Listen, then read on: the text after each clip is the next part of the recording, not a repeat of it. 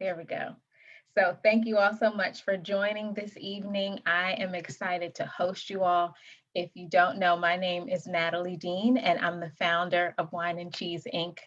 For the last 10 years, we have been building community among professional Black women who are sometimes one of few or the only in their profession, in life. Sometimes they are the caregiver, the breadwinner, women that are leaders in life who really just need a safe space to take off that cap and say, I just want to be me, and I want to be around women who get me, who understand me, who can pour into me, and who I can pour into as well as we build this community of support. So we've been doing that for 10 years. We also, in addition to building community, we offer resources in the areas of self-care, career, relationship, spirituality, and finances. And one of those resources is this Uncorked Conversation, where I invite amazing women, qualified women in those areas to come and share the tips and tricks that they just can't keep bottled up about that subject area. So it is my pleasure to welcome Patrice Copeland tonight. She has a company called Views by Patrice. She is going to tell you all about it, but Patrice and I are now purpose partners. And what that means is we have connected in a way that her purpose in life aligns with the purpose of Wine and Cheese in my life. And therefore, we are joining forces to be able to serve our community better. Patrice is qualified in the area of finance. She also is very qualified in bookkeeping in particular. But tonight, she is going to talk with us about spring cleaning your finances. So I'm going to let Patrice take it away.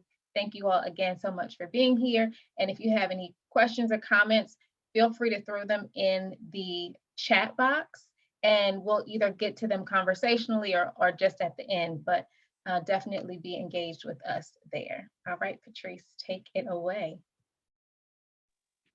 Hi, I just wanted to reintroduce myself. As Natalie said, I'm Patrice, and I deal a lot with bookkeeping for small businesses currently. And one thing that I realized that most entrepreneurs don't realize how much their personal finance, if they don't have that in order, then that tends to roll over into their business also. So that gave me the opportunity to decide to help them on both sides. So I feel like I'm trying to bridge the gap between professional finance and also on the personal side. So today I'm going to talk about a little bit of both. So I'll give you a little tips on both sides, but mainly about spring cleaning your finances and trying to get them in order and organized so you can at least have a foundation for the following 12 months. So let me my screen is. See, are you guys able to see my screen? Yeah, you Yes. okay. Just want to make sure. So, starting out, I want to mention how, as I stated before, how we tend during springtime to see things around our house that we need to pick up or unclutter or get rid of. But one of the things that we don't notice that needs to be also spring clean is our finances because it's something that we tend to avoid, we don't look at, or we just don't know where to start. But the spring is time for you to look at your finances and realize what areas could you be more efficient in so you can help build a stronger foundation for the next 12 months. So I want to go over the first step of, uh, I guess, finances in general. So your money mindset is important. Well, your mindset is important in anything that you're doing. So when starting out with your finances, you need to learn how to shift your money mindset. So if you start out with a poverty mindset, you will also feel like you will never be successful with money, or you can accomplish your goals, or you'll never get out of debt. And in this case, you have a negative money mindset, and you have your money taking control of you. So that's not what we want. We want our money to be controlled by us. And when this happens, that means that you have an abundance mindset. So you feel like you can accomplish anything that you put your mindset to, that you're able to do it with your finances. So, in order to get this positive money mindset, one step that helps me is affirmation. So, when we think about affirmations, we usually only use them for like um, self motivation, or when we want to hype ourselves up or build up our confidence, we tend to have different types of affirmations. So you can also have an affirmation for your money. So maybe it may be that I will always manifest money. I'm able to gain income, whatever it may be, instead of a property mindset affirmation, or what people are taught us is like money don't grow on trees, different sayings that maybe your parents told you or older person had told you. And so that has begun to stick with you. So that's giving you that poverty mindset instead of having an abundance mindset.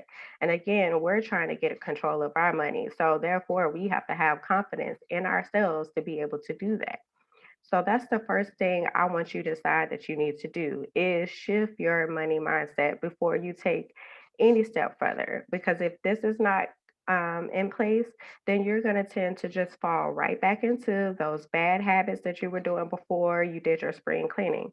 And we don't want all this work that we're doing to clean up our finances, unclutter, and get it organized just to be in a worse situation than what we were when we first started out. So I'm gonna give you a couple tips in order to stay in that abundance mindset. I want you to write down these positive affirmations that you have and put them somewhere where you will always see. For me, I have mine like on the mirror in the bathroom. So when I wake up, I have my confidence, my motivation affirmations, but I also have the money affirmations. And it doesn't have to be too deep. It could be just you seeing goals that you set for yourself. Say, for instance, you want to pay off an amount of debt. You need to say that in the morning that I got this. I'm going to pay off XYZ amount of debt by this time of the year next year. Or it could be within your business. I need to have 5 clients to reach these types of revenues that I want to have. Put those tips on places that you're going to see, and maybe it's on your vision board. When we do vision boards, we tend to always put like traveling and maybe you want to read some additional books. This is a place to also put some of those affirmations, something that you're going to continue to look at and that'll keep you on track. You can also put it on a little sticky note or something like in your purse. And that way, whenever you feel like you're shifting back into that bad, negative mindset, or while you're out and you may be going to make a bad financial decision, you need to take out that tip, or that affirmation that you have in your purse, and just remind you, let me stay in a positive mindset. I'm trying to keep control of my money. So that would be the first step that I would say that you have to take in order to continue to move forward with your finances. The next thing, well, first I want to ask, when was the last time that you guys have checked in with your money? And you can put it in the chat because I'm curious.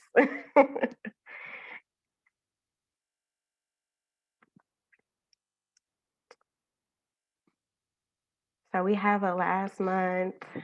So that's something most people tend to budget on a monthly, or maybe check in with their payments or their finances on a monthly or weekly basis.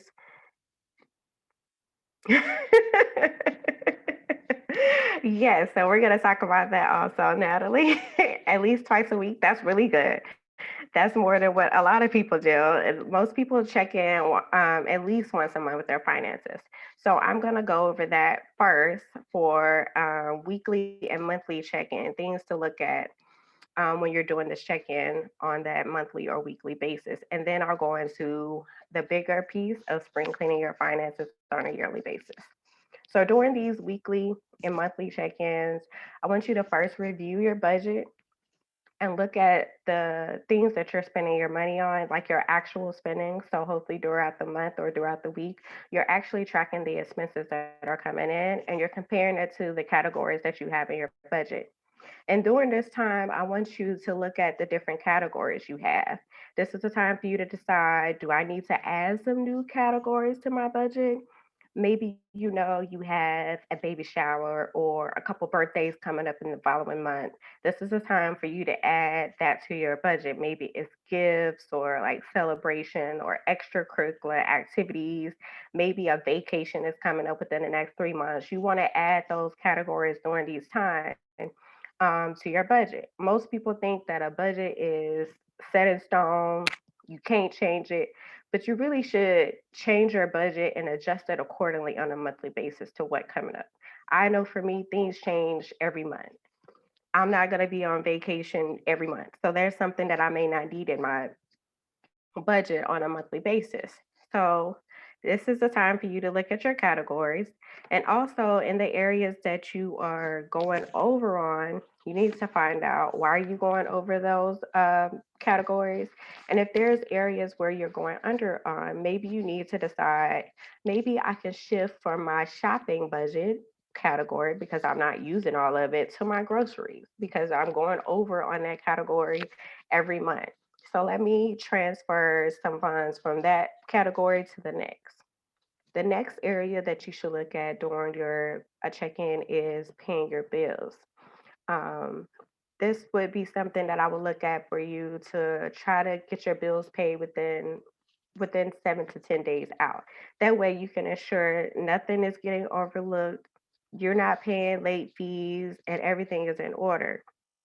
And while you're looking at paying your bills, going back to the budget piece, if you've seen that there was a couple things that you got some extra funds, maybe this is the time for you to use those extra funds for some of your bills. I don't care if it's $10 or $20. It may seem small, but if you could put that extra $10 or $20 on that car note or that credit card bill or any outstanding bill that you have, you may think it's not making a difference, but in the long run, it'll make a difference in the interest that you're paying. I know with card notes, most of them where you're paying the interest on the open balance. So if you're able to get that balance down quicker throughout the month, you're paying less interest for that month. So those are just areas to look at when you're paying your bills. This is also a time for if you don't have automatic transfer set up, this is a time for you to make those transfers into your savings, maybe your investment portfolio or your retirement fund. This is the time for you to make those transfers. And if you don't have automatic transfers, also think about, do I really want to keep doing this every month? I know I'm sending $100 to this saving account every month. So let me go ahead and set that up so it could do it for you. The goal is to not make this hard. You're trying to make it easier for you. So any type of automation you can do for yourself, go ahead and set that up to have it automatically do it for you. So that's one less thing at this monthly or weekly check-in that you'll have to do. Another item to look at if you have a partner is to discuss your expectations with your partner. Y'all need to set some goals together for the following month. Maybe there are purchases that need to be made, or you got some home repairs that are coming up, or car maintenance. So, y'all need to discuss all your ins and out of your money. With partnerships and relationships, one of the key things that make them go south is finances. So you want to make sure that y'all are on the same page and have the same goals and objectives in mind so y'all can move forward together and keep your finances on track. And the last thing most people don't think about is to commit to one small thing that you can change. So when you're making your goals, hopefully they're smart goals. So you should have some type of action items set up that you want to do in order to accomplish those goals. This is the time for you to look at those action items and pick one that you're going to work towards throughout the month. So, say you want to start investing within the next 12 months. So, one of the action items may be I'm going to pick up a book on investing and I'm going to read it this month and I'm going to learn and find out different things about investments.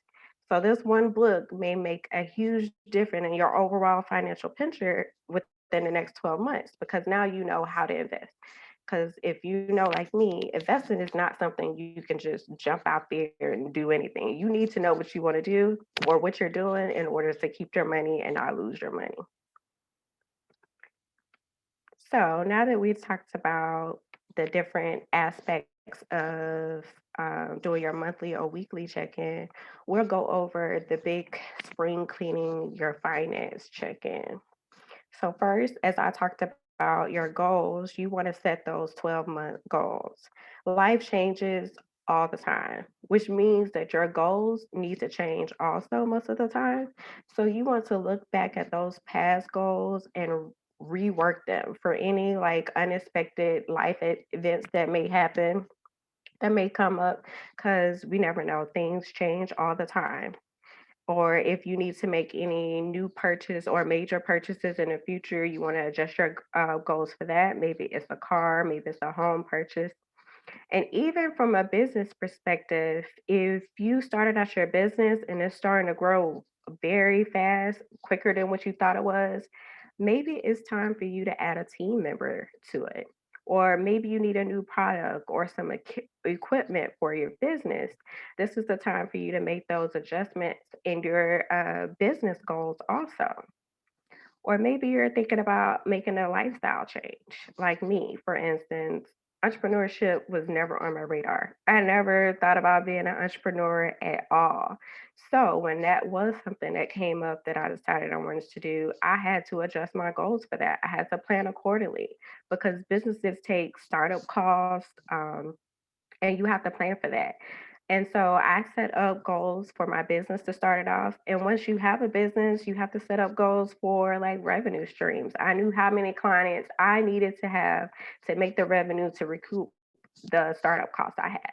So those were different types of goals that I had to set up for my lifestyle changes. And this is also to add to your goal list. You may decide you want to travel to an international place and it's going to take a certain amount of money. That was not something that was on your goal for the last year. So now you need to add that goal and find out the action steps that you need to take in order to make that happen. So, like I said previously, look back at all your goals and just rework them to accordingly to your new lifestyle or the things that you want to accomplish within the next 12 months. So the next area would be a financial inventory. So with this area, it's a big area. So you want to start off with your credit report.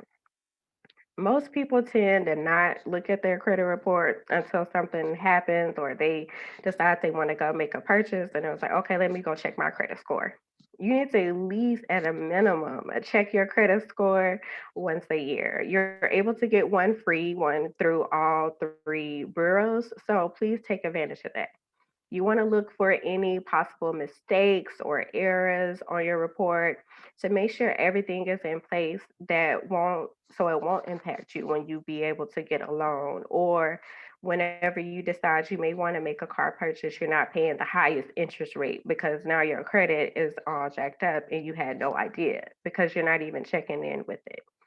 And this also go for businesses also. You have a business credit also. So you need to make sure you have a Dun Bradstreet account set up. And one tip to get your business credit set up is maybe go to your local Office Depot or Staples and set up a business account with them and then make your purchases. And at the end of the month, pay the bill on your account. And this is something that you'll continue to build over time And when you do have bigger vendors and they have line of credit, they'll have some type of reference to look back and see what kind of credit you've had over the years. Or even if you want to look at getting a business loan from the bank, they look at your credit. So you need to also be mindful of your credit score on your personal side, but also what your business is looking like with its credit. The next step that you should look at is your accounts and your bank statements. So, most people like to have several accounts, which is fine. Like having different sinking fund accounts. Maybe you have car repairs account set up or a traveling account set up, and they may be here in this bank and another one is in that bank. That could be very challenging and tedious to try to keep up with all those accounts. So it's probably best for you to try to have one bank and just have multiple accounts under there. So you need to find which banks may have will allow you to do that. And that way you only have one area that you have to go to. Because once you have all these separate accounts, you tend not to monitor them all. And this puts you at risk of having maybe identity theft, or somebody could be using your bank account and you not even know because you don't even monitor that account at all. So take a check over all your bank accounts that you have. Make sure you're always staying in tune with them, that you're monitoring them. And if not, then maybe you should close them or move them to an area that you know you're constantly checking at all times, because that's important. I will caveat to this for one thing, and that's your savings account. I want you to look at, are you getting the best interest rate at this time? And if your bank currently is not, then maybe it is time for you to go find another bank for your savings account. And maybe it is an online bank that's going to give you a better interest rate for your savings. And so I will say for your savings account, it may be best that it's not under one roof. Speaking from experience for me, that's what worked best for me. I'm one of those out of sight, out of mind kind of people. When my savings account was connected in the same account with my checking account, I always knew if something came up, I can go do that quick transfer. Let me go put that money from my savings into my checking, and I had it within minutes. So I was literally putting money in my savings account just to literally take it back out. So it really wasn't even doing the purpose. So if you're like me, it may help for you to put that savings account in a different area, and you know it's going to take a little bit longer for you to make that transfer. And that way you don't think anything about it. You let the money stay there and it's doing what it's supposed to do, saving, staying there for interest. And when you need it, it will be there. So the next area would be credit cards and your debit cards. Now, I am guilty for going to the register and they say, you want an extra 20, 25% off if you get this card or you open up this new credit card with us. I'm one of those people, sure, let's get it. I'm always looking for a discount. So I would open up the cards at these stores and then realize that I have all these cards that I probably only used that first time, the initial time when I made the purchase, and I'm not using them anymore. If you're like that, this is the time for you to look over these cards, see which ones you're using, which ones you're not using, and you may need to close them.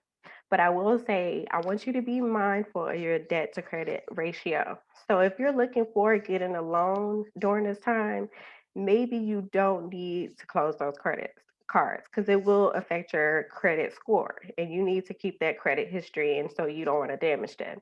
So a tip I would say, contact that store or that bank where that credit card is and just ask them, could they just lock your card? That way nobody can use it, not even you, and you don't have to worry about it. And you still keep that credit history and you're not damaging your credit score. So just take a mindful review over the credit cards that you have and get rid of the ones that you're not using and are just there. The next area will be your retirement and your HSA account. This is one of those areas I know when I started working, they would say, oh, set up your 401k, set it and forget it. People always say that when it comes down to your retirement. I'm going to tell you, don't set it and forget it. Check in with your retirement plan. You need to know Is it on track to give you the amount of money that you need when you do retire? That would be the worst thing for you to get time to retire and realize you don't have the money that you thought you was going to have, or it's not going to amount to pay out what you thought. So this is a time to check in with your retirement account. Do some reallocations. So I have a certain amount or percentage that I have set up with stocks and bonds. So throughout the year, investments go up and down, they're always fluctuating. This will cause your allocation percentage, whatever you have decided that you want to set it at, to fluctuate. If that's the case, you need to go in and reallocate things. You may need to transfer things from one area to the next. Also, think about this time, how much am I putting into my retirement account? Do I need to put a little bit more in there to make sure I reach certain goals? One of the rule of thumbs that most people like to say to at least do 10 to 15% of your income into your retirement account. The last one during your financial inventory would be your emergency fund. The big question, is it funded? After last year, 2020, I think that was a lesson everybody was taught if they had their emergency fund funded. And before then, they would tell you to make sure you had 3 to 6 months worth of expenses in your emergency fund. After 2020, it was like I was hearing more and more financial advisors saying, do you have at least a year worth of funds in your emergency fund? And if you don't have an emergency fund, this would be the time to say, can I fit that in my budget? I need to set that up because you just never know. Things happen. Life is very unexpected at all times. And so the next step, I will talk about you need to review your budget and your debt. So just like we talked about on our weekly and monthly check-ins, you want to go over your budget. Go through your categories, see which areas you can cut back in, which areas you need to transfer money or put in a different category. This is the time for you to do that. But one of the things I did mention is at this yearly time frame, you need to look and see, is your budget working for you? So for me, I've always was taught about traditional budget. So all your income, all your expenses at the end of the month, you go through it.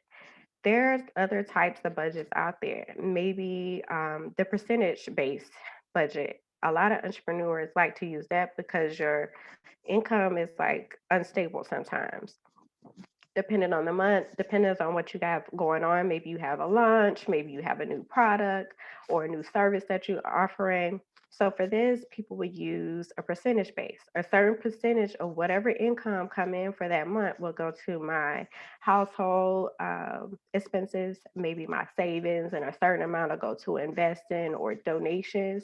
You can set up your budget that way. Another way that works well for me is budgeting by paycheck.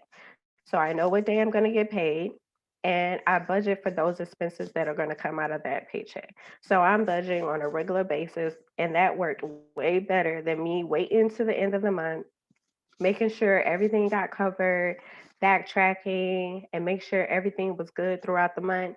That's more so of the traditional way. So take a look at what you have going on in your budget and is it working for you? And if not, it's okay to change it.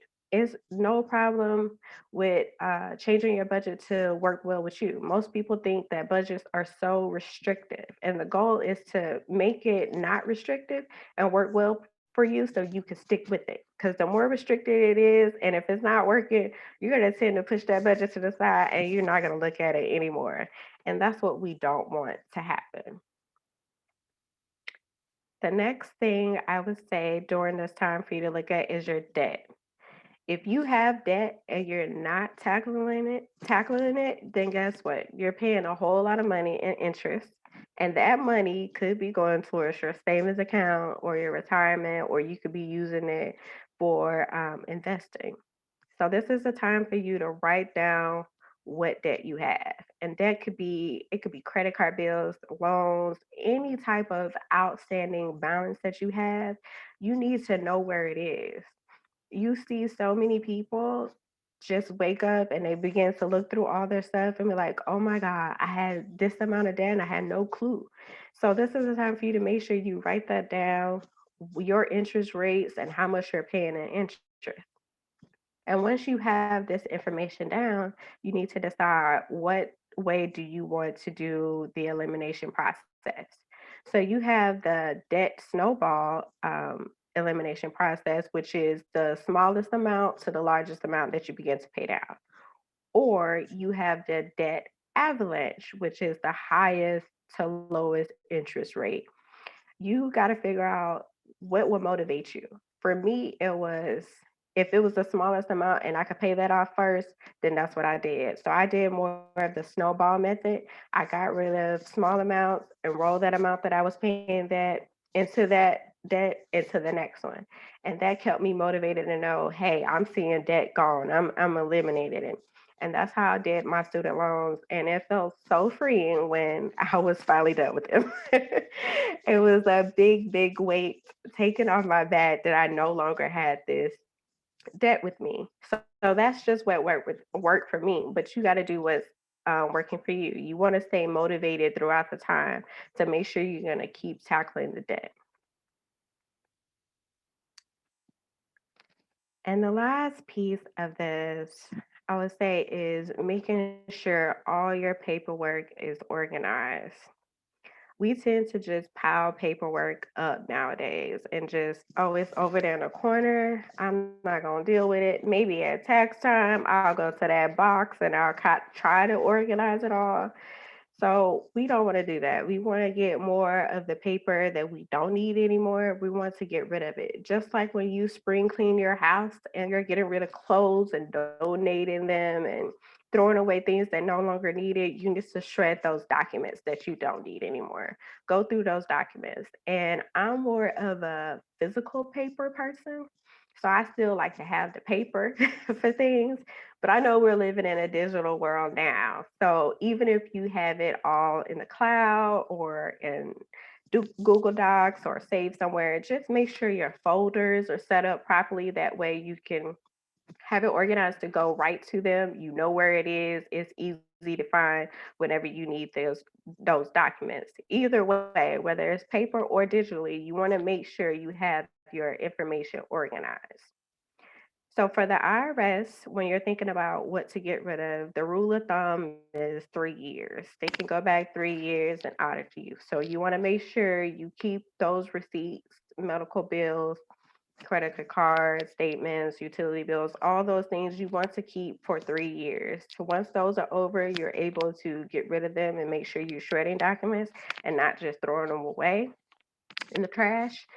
Um, the rule of thumb for investment records, you want to keep them as long as you're holding the records. And for things or loans that you paid off, you want to at least keep for 7 years. And the last piece of this is having that emergency checklist. I want you to have your documents in an area that's safe. And if anything happened to you or if you needed something in a hurry, you know where to go get this. So start that emergency checklist and make sure you have the items on it. So on your checklist, you should have like your estate plan to make sure you have that, your will, your power of attorney, your passport. You want to make sure you have that in a nice, safe area. Birth certificate, marriage license, and for you businesses, you want to make sure you also have those in a safe area, like your contracts if you have like a brick and mortar place or leases for your offices or any kind of big equipment purchases for your businesses. And if you have employees, your payroll documents should also be kept in a safe place, and you have to keep those secure. And your business insurance, and this also goes on your personal side. You want to make sure your insurance and paperwork are all together and on this checklist to make sure you have them safely for you to just be able to go whenever you need them. So I will leave you guys on this note to, after you do all this work, please do not fall back into the bad habits. We don't want to spring clean this year and spring cleaning, and next year we are way worse than what we started out at. That would be the goal. Like, you don't want to put in all this hard work and then look up and be like, dang, I didn't do anything. It just went down the drain. So the goal is to make sure you stay on top of things and keep up with these habits that you have, and that you keep them in place, and that way you can keep moving successfully with your finances, and each year you'll get better and better.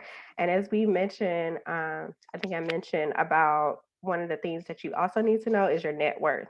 So you want to see that grow, which is your assets less your liabilities. You want to make sure your net worth is growing to increasing, not decreasing. So in order to keep up with that number, you got to make sure you stay on top of your finances on both sides, your personal and your business. So I'll turn it back over to Natalie.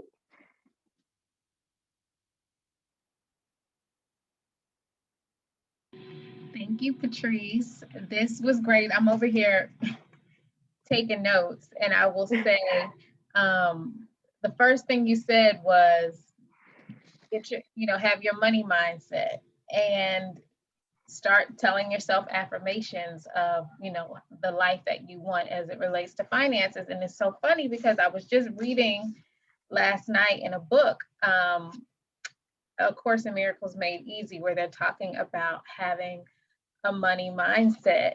And I just wanted to share this affirmation because sometimes we forget that the Bible is full of affirmations. But Psalm 23:5, my cup runneth over. And so we can think about that and frame that in the way of our finances as well. So I love that as an affirmation. And Kendall shared her affirmation in the chat that I wanted to point out. I am wealthy and responsible with my finances and investments. I love that. So if you're not already reciting affirmations, Wine and Cheese posts them every Monday, but Patrice posts them all the time. She's always got wonderful affirmations that she posts on her social media channels. So definitely check her out if you're not already following. And I wanted to open the floor if anybody had questions. I know we did have some latecomers, so I will do my best to kind of recap some things, and Patrice can do the same. But are there any questions for Patrice?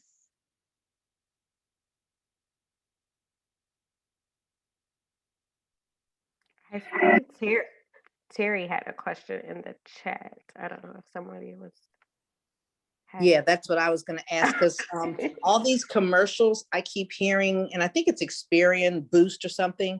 Is it worth it to invest in those kinds of things that are supposedly going to increase your credit score? Do you have any familiarity with that? I personally have not done, but I have seen them over and all. I feel like with the credit scores, there are so many free things that you can do to help boost your credit score. So I personally, if you have the extra money, then and that's something you want to put in, but I wouldn't say that that's something that you have to do. Because there's just too many ways. Even with the credit, I know Experian does the credit monitoring that you could pay every month for you to monitor your credit. And I feel like that's something that you don't have to do. Like I said, you can get one free credit report from all three bureaus. So it's something that you can always pay attention to. The goal at the end of the day is for you to just stay on top of your payments, like making those extra payments that will boost your credit score. And that's something that you wouldn't have to pay for. So you just think about they looking at your debt ratio. So just pay attention to that type of stuff, and that'll help you boost your score without paying anybody any extra money. It's always, yeah, and somebody mentioned those are just temporary fixes. The goal is for you to overall keep your credit history up, and that's going to build up your credit score at the end of the day. So I would say it's not something that I would recommend paying for. Thank you. And I would say, if you've got the money to pay for those, companies to do a search for you, then you have the money to put towards your bills or any other areas of debt. So it might be best to just use it in that area. I have a question, and that is, so you were convicting me when you were talking about a budget, but I wanted to know, can you recommend any apps for tracking the budget on the go? Because I have a budget that lives on my computer, but of course, every time I shop, I'm not carrying my computer with me. So do you have any recommendations? Yes, Mint is my favorite. So I love Mint, and it's easy for you to just attach to your accounts, and it just pulls the transaction in. You can build the categories. It tells you when it's going over. So Mint is one of my favorite budgeting apps to use. So that would be my suggestion. I have more questions, but I want to open the floor in case someone else has questions as well. Lauren in the chat says, how soon does Mint pull now? I tried it years ago. And it was slow. Mine's is quick. I've never had any problems with it being slow. So it's pretty, even if it lose connection, like for my bank fees or whatever the case, it lets me know like we're not connected or there's some type of disconnection going on between the app and your bank accounts. So I have never had any problems with it. So I would say that it's fine. Great, and thank you for the comments in the chat as well. For those who have experience using Mint, I will download that.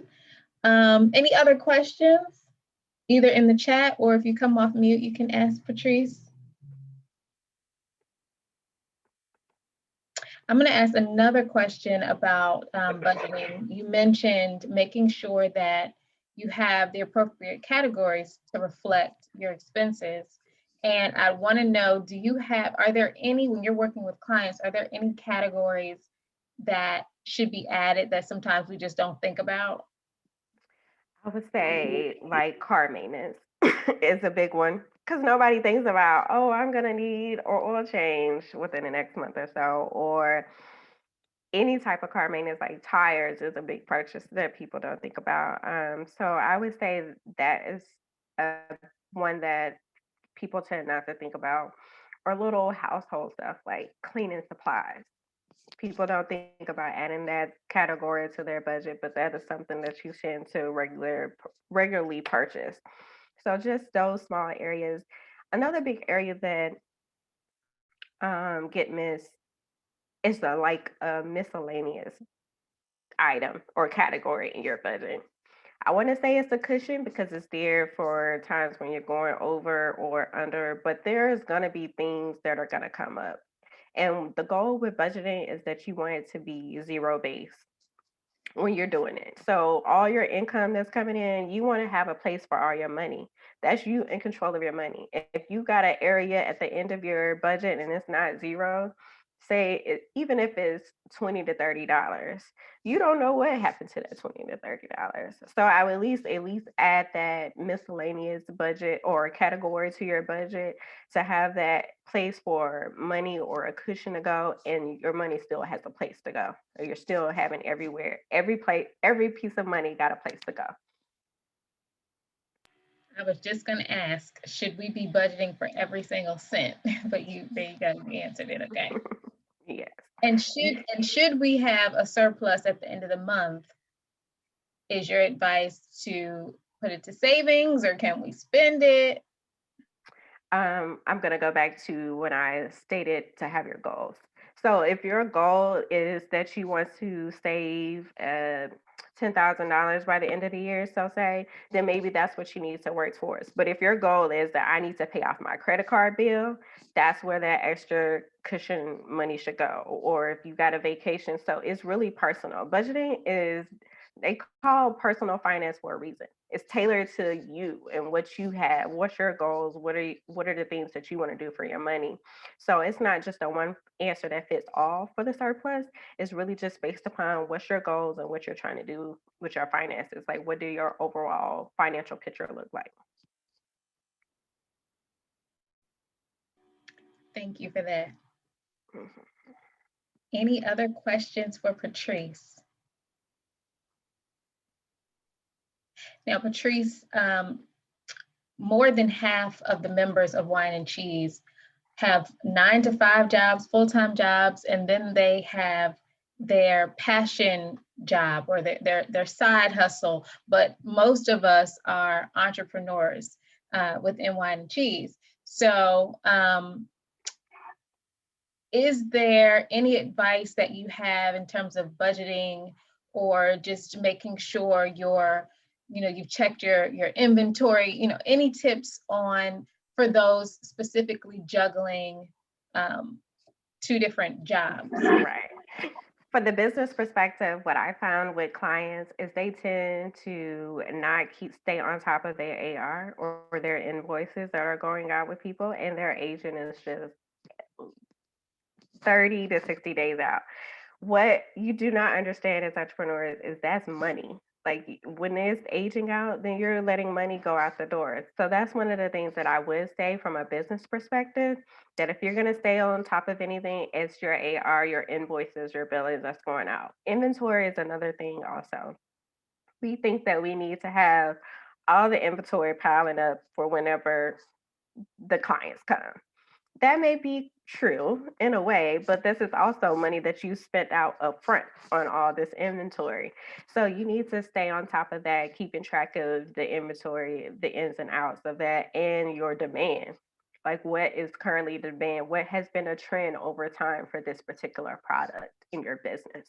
And that goes back to your budgeting too, because you tend to budget that out over a certain amount of time periods to see. Like this time last year, I was at $20,000 worth of revenue for January. So, but I expect an increase of 10%. So therefore, you know how to allocate your inventory for that and all the rest of the expenses that come with that. So staying on top of that. Another piece would be, and this is both sides, just when you're thinking about on your personal side of things that you can cut back in your budget, as entrepreneurs, we tend to get all the things, whether it's a course, whether it's a new subscription for a new product, whatever it is, put yourself on a budget for education or what you're going to learn, courses. And when you reach that, don't go over it anymore. Don't buy the next thing. I don't care if it's $20 or $30. Don't do it. So stay on top of your expenses and continue to go through those. If you're not using that subscription anymore, get rid of it. Or that program, we tend to sign up for programs that are like, oh, that's nothing. It's only like $20 a month. But then you realize you're not even checking in with that group anymore. You haven't looked at any of the stuff that they have put out or anything. So I would say your agent, your AR agent, inventory, and your expenses. Just stay on top of those things. Oh yeah, and somebody mentioned the business. That is a huge one. Missing your personal expenses and revenue with your business. Oh man, that is a big one. You're putting so many things in trouble with the IRS if they come at liability, especially if you're LLC. That's the whole point of you doing an LLC, is not to have your personal assets involved with your business. But when you're mixing the two, then they're able to look at both sides of the coin. Not only that, you do not know what is what. So you can't see a clear picture of how your business is doing if you're mixing and mingling your personal with your business. And I know a lot of us, when we do, like you mentioned, passion projects and things that we're working on, we started out thinking, oh, this ain't gonna be nothing. I'm just gonna do this on the side. So you don't never set up that business account. You don't never go on and do all the things that you need to do for that business. And then months later, you realize you got all this convoluted together, your business stuff, your personal stuff, and you got to go through it all to try to pull it out. So that is a big one, to just don't miss business. If you think you're going to start something, go ahead and just set up that a business account. Get that EIN number, set up the account, and have everything going through there. Great advice. So we got a question from Brittany that says, do you have suggestions for good payroll programs for solopreneurs? Yes, Gusto is a good one. They pretty much handle it all for you, and they're not super expensive, but they'll handle the payroll, the tax piece of it, the whole 9 yards as far as the employees go. So that gusto would be my suggestion for payroll companies. And because we only have a little bit of time left, and I'm sorry, there's now a helicopter somewhere outside of my house. But I want you, Patrice, to tell us how we can work with you and in what capacity. Because again, for those who joined a little late, Patrice is a purpose partner with Wine and Cheese. Not only that, she is a coach for Wine and Cheese. So you know that once you become a member, you get access to a free coaching call. So if you're interested in a one-on-one coaching call with Patrice, you can absolutely do that. But I wanted you to share how we can work with you beyond that coaching call, beyond tonight. Yes, I do bookkeeping services. So I have packages from DIY. Say you just want to get some training on setting up your QuickBooks and going through what needs to be done, and you keep it up, and we can review that on a quarterly basis, all the way up to you want me to handle all your accounting and your AR and AP services. So that's on the bookkeeping side. And on the personal side, right now, I'm working with people on a one-on-one basis. So you come in with your goals of what you're trying to accomplish, and we set up a customized plans for you to be able to reach those goals for your personal finances. And then we move towards with that, and you meet with me on a weekly basis to make sure you're accomplishing each thing. So there's action items that you need to accomplish throughout the week. And those, of course, you can reach out to me through my IG, which is at View by Patrice. And there's also a link for setting up a discovery call so we can talk further on there and my website. Yes, so if you're not already following Patrice, she's going to drop her IG handle in the chat right now. You can also find her, again, if you're a member, you can find her contact information in our app under coaches. If you are not yet a member, we welcome you to join us so you can have access to wonderful resources like this. But you can find Patrice's information on our website as well. And she's tagged in our highlight on Instagram under Purpose Partners. So several different ways to connect with her to make sure. And Patrice, you sent that to me, so I'm going to send it to everybody. Sorry. Oh yeah, I see that now. Sorry. Yeah. So we have just a few minutes left in the evening, and I don't want to keep you all unnecessarily, but are there any other questions for Patrice? And if not, have you all had a chance to think about what I'm going to call it is your money mantra, your affirmation to get you in the right money mindset? Does anyone have one they want to share? Kendall shared hers already. It was excellent. Does anybody have a money mantra they want to share?